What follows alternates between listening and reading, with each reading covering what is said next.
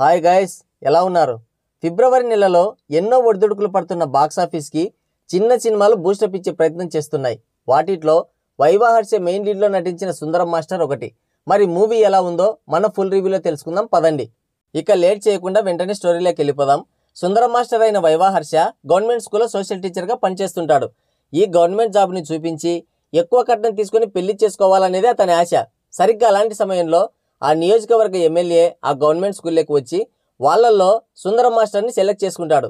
ఎందుకు అంటే దాదాపు 100 సంవత్సరాల నుండి బాహ్య ప్రపంచంతో సంబంధం లేకుండా మిరియాలమెట్ట అనే ఓ మారుమూల గ్రామం ఉంది. అక్కడికి బయటి వాళ్ళు ఎవరికి ప్రవేశం లేదు. అలాంటిది ఒక ఇంగ్లీష్ టీచర్ కావాలని మొట్టమొదటిసారిగా వాళ్ళకు ఉత్తరం రాశారు. కాబట్టి నిన్నక్కడికి ట్రాన్స్ఫర్ చేస్తున్నాం. అంతేకాదు అక్కడ ఒక అత్యంత విలువైనది ఒకటి ఉంది. దాన్ని కనిపెట్టడానికే నిన్ను పంపిస్తున్నాం. వారిని బాగా మచ్చిక చేసుకొని ఒక 6 నెలల్లో నువ్వు దాన్ని కనిపెడితే నీకు డిఈఓ పోస్ట్ కన్ఫర్మ్ అని ఆశ చూపిస్తాడు ఎమ్మెల్యే. ఇక డిఈఓ అయితే ఇంకా ఎక్కువ కట్నం వస్తుందని సంతోషంతో ఓకే అంటాడు సుందరం మాస్టర్. ఇక సుందరం మాస్టర్ ట్రాన్స్ఫర్ మీద మిరియాలమెట్టకు వెళ్తాడు. అక్కడి వాళ్ళకి ఏబీసీలు చెప్తుంటే ఇతన్ని చూసి నవ్వుతూ హేళన చేస్తుంటారు. అదిగాక వాళ్ళంతా ఇంగ్లీష్లో అనర్గళంగా మాట్లాడుతుంటారు. పైగా రివర్స్లో ఇతను చెప్పే ఇంగ్లీష్ కరెక్ట్ కాదని, నువ్వు అసలు ఇంగ్లీష్ టీచరే కాదని తిట్టి అతనికి 15 రోజుల టైం ఇచ్చి ఈ 15 రోజుల తర్వాత నీకు ఒక ఎగ్జామ్ పెడతాం, నువ్వు పాస్ అయ్యావంటే ఓకే, లేదంటే నిన్ను ఉరి తీసి చంపేస్తామని తీర్మానం చేస్తాడు ఆ ఊరి పెద్ద. అసలేం జరుగుతుందో అర్థం కాక దిగులు పడుతున్న సుందరానికి ఓజా అనే ఒక వ్యక్తి ఆ ఊరి గురించి చెప్తాడు. 1920లో బ్రిటిష్ వాళ్ళు మా ఊరికి వచ్చి మా దగ్గర దొరికే మిరియాల కోసం మమ్మల్ని బానిసలుగా చేసుకున్నారు. అయితే వారిలో ఒక బ్రిటిష్ దొర మాత్రం ఈ ఊరు నుంచి వాళ్ళందరినీ పంపించేసి అతను మాత్రం ఇక్కడే సెటిల్ అయి మా అందరికి ఇంగ్లీష్ నేర్పించాడు. ఆ తర్వాత అతని కొడుకు మాకు ఇంగ్లీష్ టీచర్గా కొన్ని పదాల స్పెల్లింగ్స్ కూడా నేర్పించేవాడు. అయితే అతను అనుకోకుండా చనిపోయాడు. అందుకని మాకు ఒక ఇంగ్లీష్ టీచర్ కావాలని మేమే ఉత్తరం రాశామని ఫ్లాష్ బ్యాక్ చెప్తాడు. ఓజే సాయంతో సుందరం మాస్టర్ ఎలాగోలా ఆ ఊరి వాళ్ళు పెట్టే పరీక్ష పాస్ అయి ఆ ఊర్లో ఉండే విలువైన దానికోసం వెతుకుతుంటాడు. అయితే సడన్ గా ఆ ఊరి గ్రామదేవత విగ్రహం కనిపించకుండా పోతుంది. ఇక ఆ విగ్రహం ఏమైంది? ఎమ్మెల్యే చెప్పిన విలువైనది ఆ విగ్రహమేనా? సుందరం మాస్టర్ వాళ్ళకి అసలైన ఇంగ్లీష్ నేర్పించాడా లేదా? అక్కడున్న వాళ్ళకి నలుపు రంగు అంటే ఎందుకంత ఇష్టం అనేది తెలియాలంటే ఈ సినిమా ఖచ్చితంగా చూడాల్సిందే.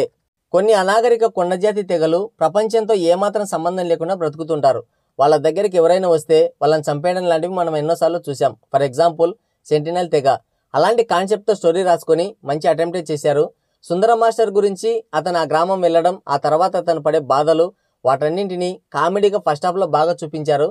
ఇక విగ్రహం మాయమవడంతో ఇంటర్వెల్ కార్డ్ పడుతుంది. ఇక సెకండ్ హాఫ్ అంతా ఆ విగ్రహం గురించి, అక్కడి మనుషుల గురించి, ప్రకృతి అందాల గురించి ఉంటుంది. ఓవరాల్గా చూస్తే మూవీ అయితే డీసెంట్గానే ఉంది. ఈ మూవీలో మనం ముఖ్యంగా చెప్పుకోవాల్సింది లొకేషన్స్ భలే ఉంటాయి. అడవులు, వాటర్ ఫాల్స్, చిన్న చిన్న కర్రలతో మట్టితో కట్టిన ఇల్లు. అసలు పల్లెటూరు అంటే ఇలా కదా ఉండాల్సింది.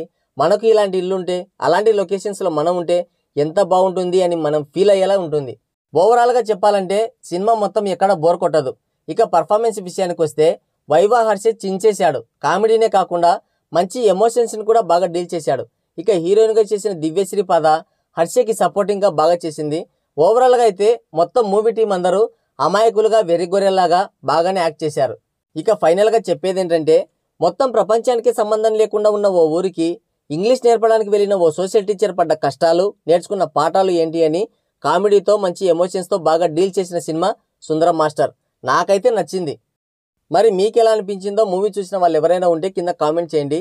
అలాగే నా రివ్యూ పైన కూడా ఒక కామెంట్ పడేయండి, సరేనా?